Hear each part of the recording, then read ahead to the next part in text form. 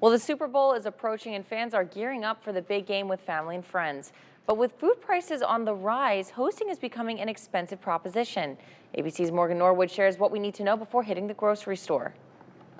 The Super Bowl is not only a game for the championship of pro football, it's also an opportunity for many people to gather with friends and watch the game. If you're planning a Super Bowl party, it's time to figure out your menu. And with food prices going up recently, you'll need to shop carefully to stay on budget. Dr. Michael Swanson, Chief Agricultural Economist for Wells Fargo, says that overall, the average cost of foods that you might see on the typical Super Bowl menu is basically the same as last year. Well, it's almost flat on our menu. So zero point 0.4 for the total change, a little bit higher than last year.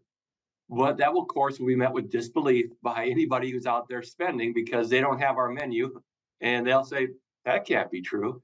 But that's what we found from surveying all the Nielsen data for a menu that we thought was pretty representative for 10 people. And while the overall cost of a full menu is about the same, prices for some individual foods have changed dramatically. Chicken wings, for example, a fan favorite, are up more than 7% in the past year. The cost of another Super Bowl staple, shrimp, it's down 4%. Trays of vegetables are popular for Super Bowl parties, and the good news is that costs for many veggies are lower this year. Broccoli, celery, some of the other crops are down from a year ago, substantially down.